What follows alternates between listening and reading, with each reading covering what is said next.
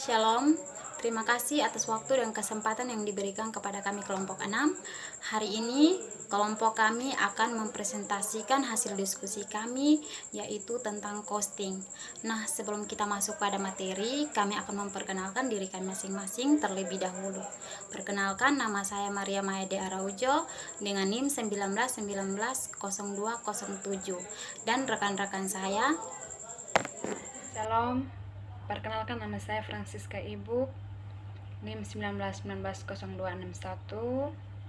Perkenalkan, nama saya Rafiosal Rivalda Narakaha, NIM 19190176.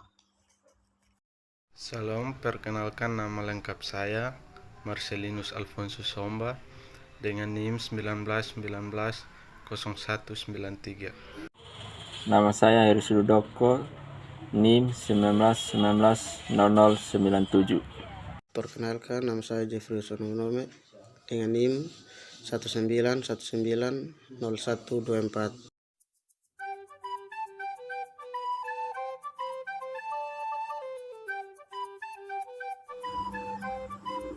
Salam sejahtera untuk kita semua. Saya akan mempresentasikan materi tentang costing. Costing atau biaya adalah pengeluaran modal yang digunakan untuk menghasilkan suatu barang atau jasa.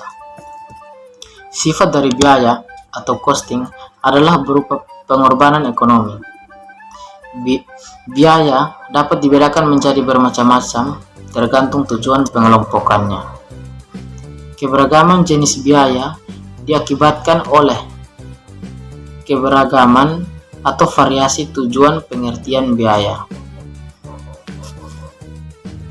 Program dan produk untuk mengalokasikan biaya sekarang ini dilengkapi dengan pengeluaran substansi dengan dasar yang disarankan oleh penetapan biaya berdasarkan aktivitas. Teknik untuk memahami hal ini adalah analisis data, volume, dan laba. Ini untuk mengidentifikasikan bagian dari struktur biaya tetap, di mana biaya tidak bervariasi dengan output, dan biaya yang berubah terus-menerus. Penetapan biaya untuk unit organisasi, program, dan produk. Teknik penetapan biaya yang terpenting adalah alokasi biaya itu sendiri. Berikut penetapan biaya unit organisasi, program, dan produk. Teknik penetapan biaya yang penting adalah alokasi biaya tidak langsung untuk penetapan biaya penuh. Untuk unit organisasi, pembukuan mencatat biaya langsung setiap departemen penerima layanan eksternal, kadang-kadang dikenal sebagai departemen lini.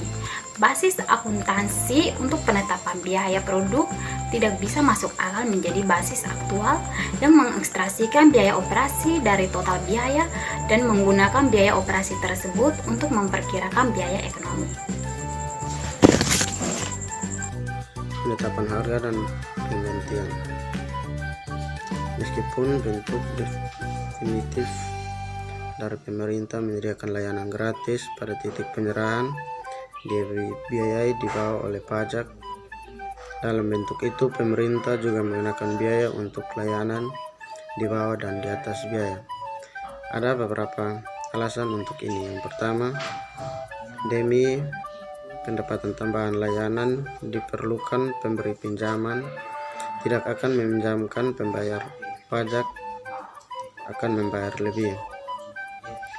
Hibah atau sumbangan tidak tersedia. Yang kedua, biaya tidak harus dihipotesiskan karena mereka yang dikenakan biaya akan tetap membayar ekstra.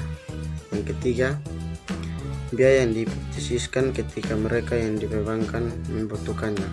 Yang keempat, untuk mencatat penyediaan layanan dengan mencegah konsumsi boros atau sembrono, mendorong penggunaan yang paling efisien dan efektif, dan menghukum hasil yang tidak diinginkan.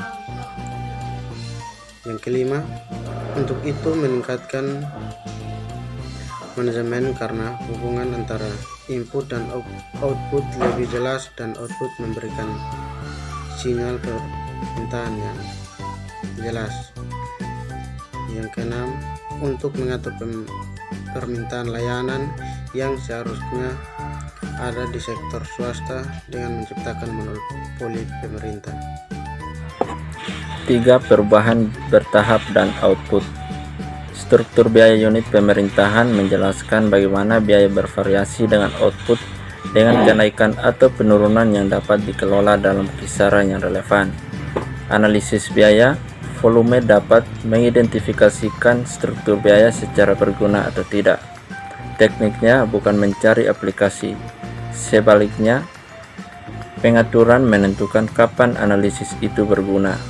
Dalam setiap pengaturan, keputusan sedang dibuat tentang perubahan tambahan dalam output terukur yang digunakan untuk mengelola unit mental pemerintahan, sehingga biaya tetap dan variabel dari perubahan tersebut dapat diidentifikasi dengan kuat. Outcharging. Jadi, outcharging merupakan biaya penuh digunakan ketika perbandingan seperti yang dilakukan antara layanan yang disediakan oleh pemerintah dan satu disediakan di sektor swasta, baik itu untuk keuntungan atau tidak untuk pengangkutan. Akan tetapi, apabila keputusan yang sebenarnya adalah untuk memindahkan suatu pelayanan dari satu ke yang lain, seluruh biaya seringkali mencangkup biaya yang sebenarnya tidak relevan untuk membuat keputusan outsourcing itu.